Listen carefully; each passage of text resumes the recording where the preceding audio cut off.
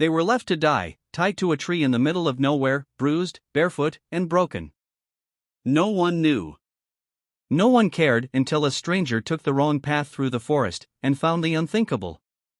What happened next is a story of cruelty, courage, and a kind man whose heart changed 3 lives forever. Welcome to Storytelling and Beyond, where emotions breathe through every word and true compassion shines brighter than darkness. If stories of human strength and kindness speak to your soul, make sure to subscribe and join our family of listeners who believe that even in a cruel world, love always finds a way. The sun had only just begun to rise, casting a soft, golden haze across the dense pine forest. The air was crisp and the earth still carried the scent of damp leaves and wood smoke. Birds chirped softly, but even their songs seemed cautious, as if sensing something was out of place. Ethan Morris, a quiet, kind-hearted carpenter in his early 40s, walked with a woven basket on his back, heading deeper into the woods to gather timber for his next project. The path was familiar, almost sacred, his place of peace since his wife passed away years ago. He found comfort in the solitude, in the rhythm of nature. But that morning, peace was not what he found. As he stepped carefully over a cluster of fallen branches, he froze. A sound, a faint, strangled sob, carried on the breeze. He turned his head sharply, holding his breath. There it was again. A child's whimper. Faint. Broken. Scared. He set his basket down and followed the sound, heart pounding harder with every step. It wasn't the cry of someone playing or calling for attention. It was the cry of someone in pain. Someone forgotten.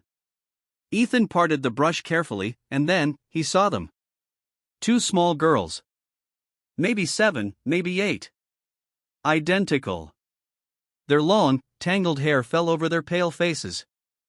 They were tied to a tree, tightly. Ropes looped harshly around their small wrists and ankles. Their dresses were torn, feet bare and scraped, legs covered in bruises. One leaned limply against the other. The other looked up as Ethan approached, eyes wide with terror and confusion. He dropped to his knees in front of them, voice shaking. "Who did this to you?" The girl with the clearer voice opened her mouth slowly. She tried to speak, but her throat cracked from thirst and fear. Finally, the words came barely above a whisper. "Our stepmother. She said we were a burden. Not hers to love." Ethan felt a knot tighten in his chest, thick and burning. His hands trembled as he reached for the ropes, gently untying them, whispering reassurances he wasn't even sure they could hear. As the knots fell away, one girl flinched when he accidentally brushed her bruised arm. His eyes filled with tears. This was no accident. This was cruelty. Premeditated. Cold. He wrapped his coat around them both, one arm pulling the trembling girls against him as he sat back in the dirt, holding them close. They clung to each other in silence, their eyes never fully trusting. But they didn't resist. They were too exhausted. Too used to pain. "What's your name?" he asked gently, brushing damp hair from one of their faces. "I'm Lily." "That's my sister, Rose," she whispered. "Beautiful names," he said softly. "You're safe now. I promise. No one's going to hurt you again." They didn't answer. But Lily rested her head against his chest, and Rose curled her legs beneath her, finally letting out a long, shuddering breath.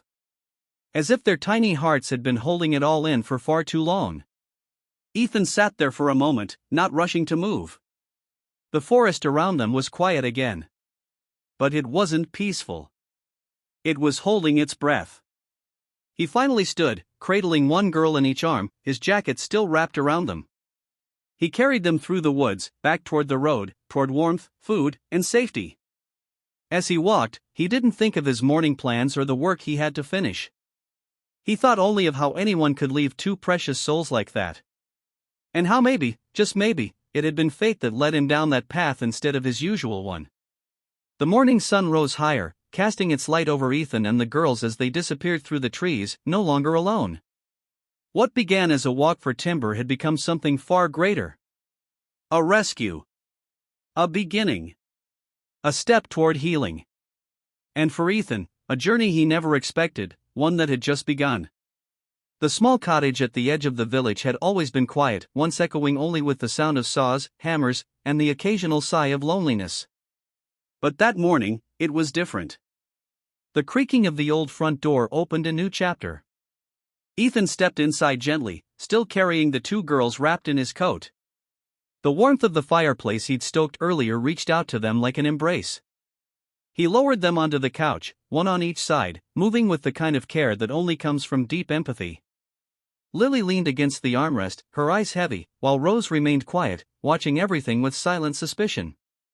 Without saying a word, Ethan knelt and took off their tattered shoes, or what was left of them. Tiny feet were red from cold, blistered from walking barefoot through the rough terrain. His heart ached just looking at them. He went into the small kitchen, heating water and preparing the same soup his wife once made on hard days, a warm, hearty broth with potatoes and carrots, thick enough to coat a soul.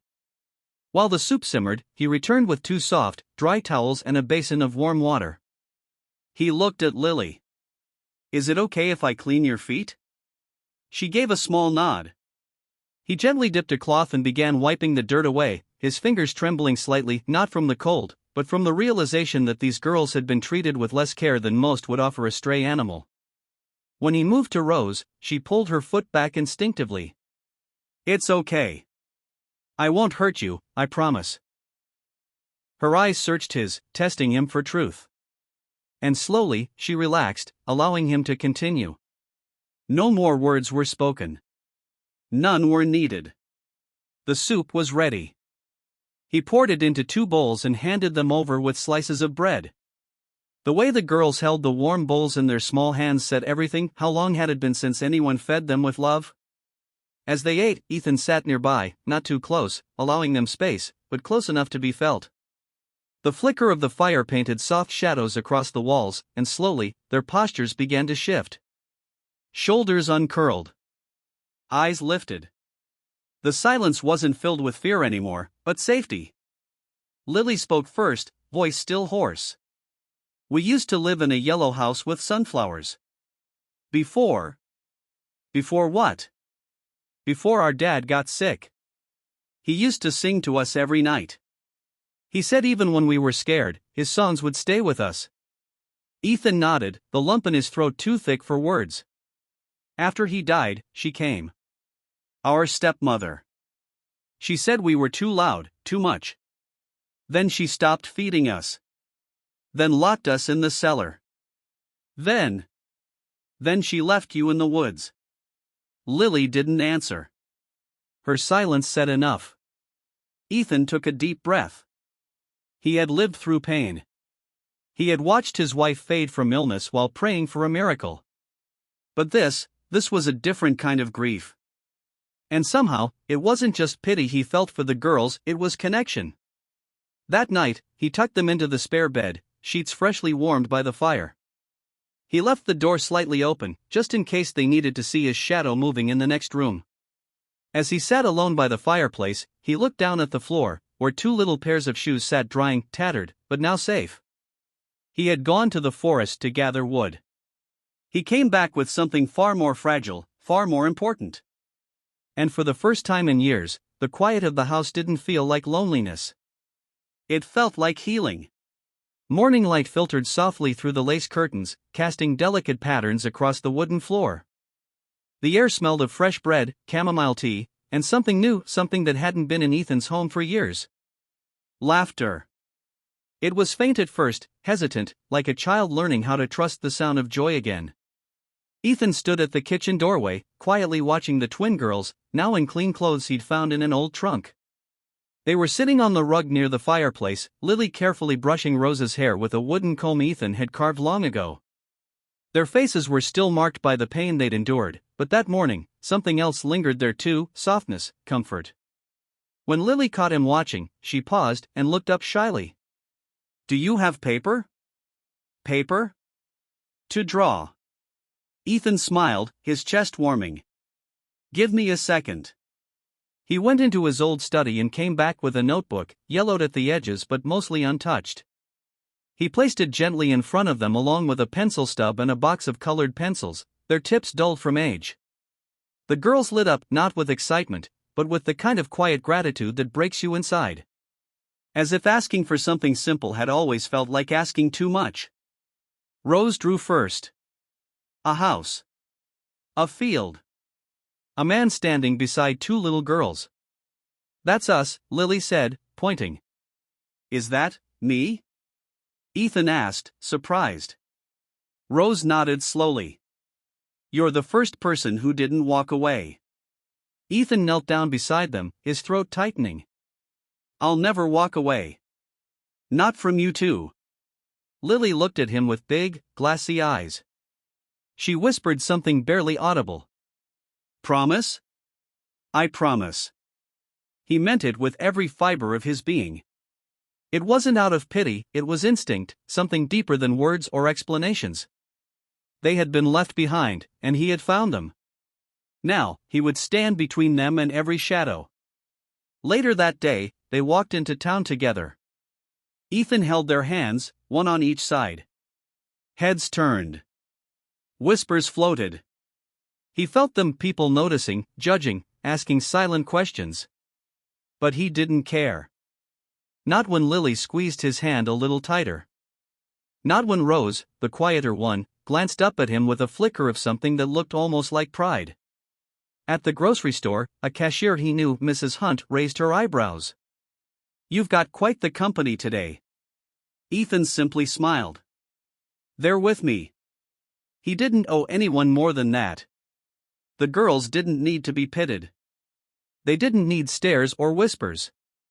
They needed warmth. Security. A new beginning. Back home, as the sun dipped lower and painted the world in gold, Ethan watched from the porch as Lily and Rose chased each other around the small garden. Their laughter rang out again, louder this time. Not cautious.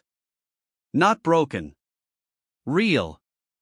And in that moment, Ethan knew something had shifted, not just for the girls, but for himself.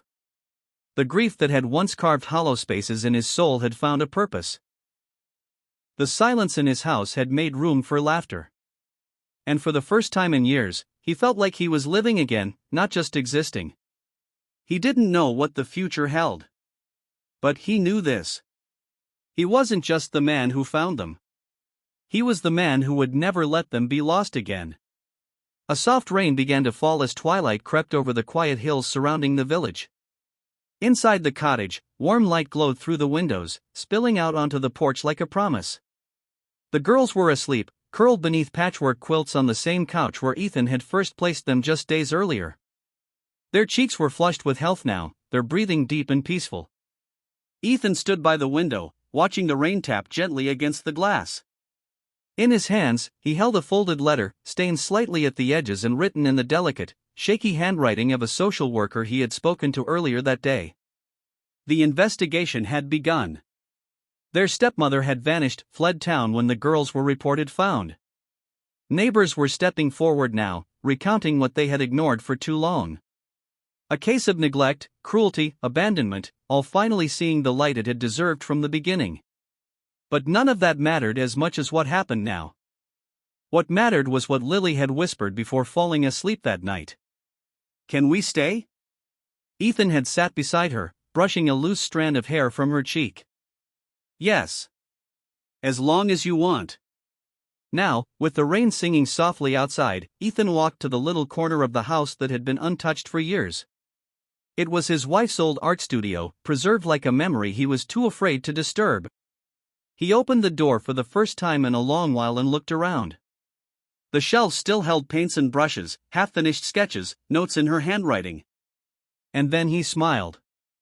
By morning, the room had been cleaned, fresh sheets spread across the daybed tucked under the window. The girls woke to the scent of cinnamon pancakes and a room that had been waiting for them all along, filled with paper, crayons, and little treasures meant to stir a child's imagination. Lily's eyes widened. Rose ran her fingers across the old easel with wonder. "It's yours now," Ethan said. "Make it yours." As the girls began drawing, the room echoed with color, with joy, with laughter that the walls hadn't heard in years. The house had found its heartbeat again. And in the quiet that followed, Ethan sat back in his worn chair, hands wrapped around a mug of tea, listening to the laughter, watching the rain, and realizing this. He didn't save them. They saved him too. If this story touched your heart, subscribe to Storytelling and Beyond for more true-style emotional journeys that remind us what really matters in this world: kindness, love, and the courage to care.